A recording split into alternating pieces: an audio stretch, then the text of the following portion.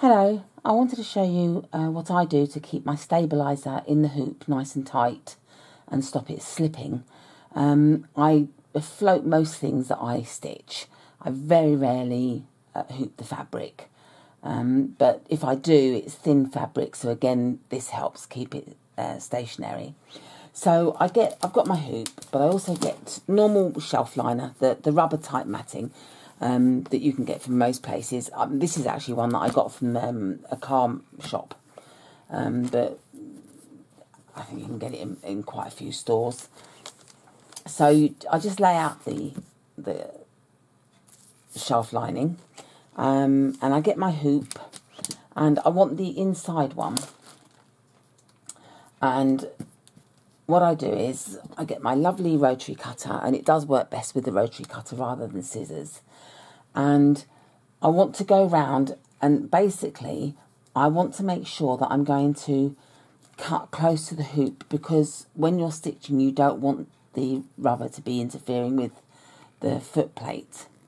So I go along inside and cut like so, and then again on this edge, and I move it round. It doesn't matter if it shifts because you can easily line it back up again. So you just want to make sure that you're getting it to the edges of where you've cut. Make sure you're happy with lining it up. And then again, cut along. I'm not sure if I said, but do excuse my hoarse voice. I'm getting over a bit of a bad throat, so I sounding quite grumpy. So that's that. Now, obviously, we haven't cut the corners because we couldn't get into the corners. So I just trim along. You don't want to go over, because these are the parts that you're going to be keeping. So make sure you don't cut into where you shouldn't be cutting.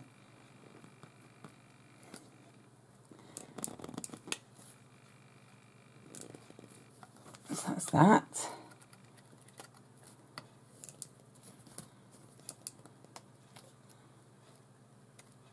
Nearly there.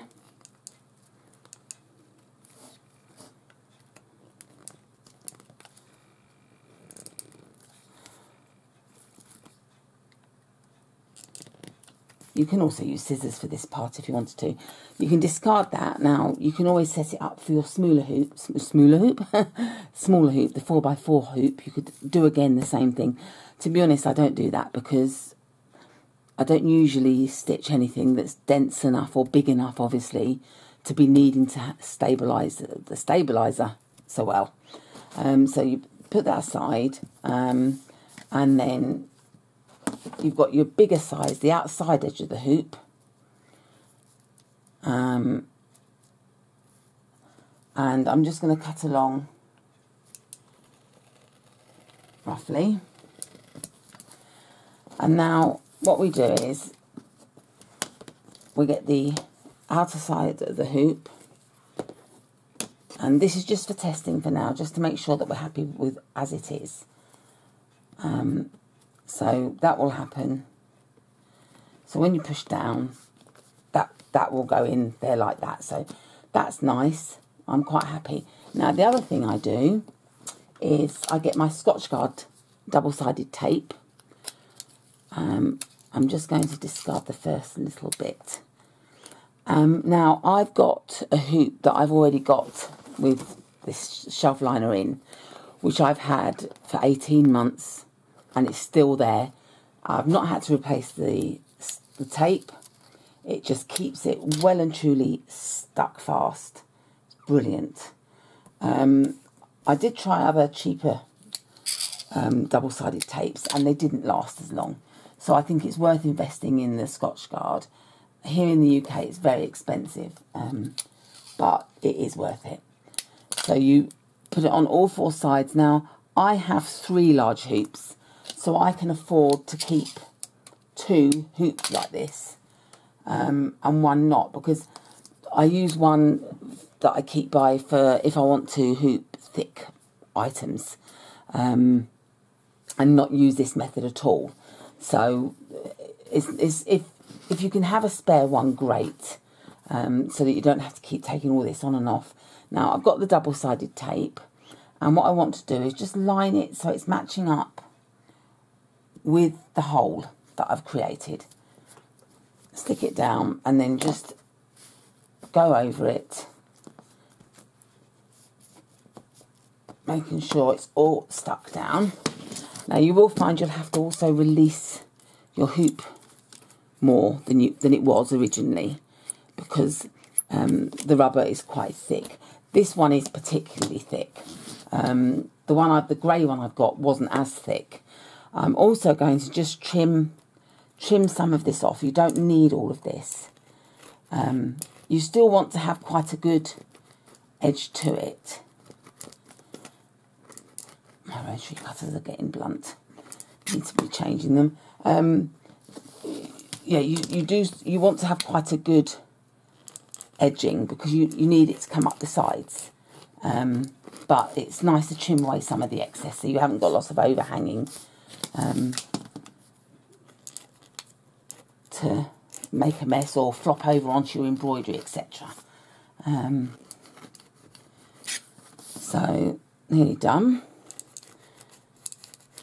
And yes, I could have paused, done it, come back and shown you, but I just think it's good to show you exactly as I do it. So you can see it's not difficult. There's no trickery. There's no falseness about it. It's as I do it is what you see. So then I get my hoop and imagine that I've got the stabiliser in there. In fact, let's not imagine. Let's do it. Because I need to hoop some stabiliser anyway. So I've got my tear away. Now, as you will be aware that you get some designs that are very dense, that you do sometimes have to use 2 layers of stabiliser. This has actually prevented us from having to do it too often. I very rarely hoop 2 sheets of stabiliser, very rarely, because this really does hold it in. So sometimes you have to have a bit of a fight to get it in, to stay in.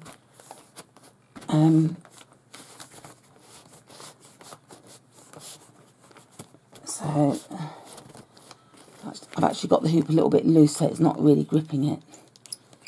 So I'll start again. So push down.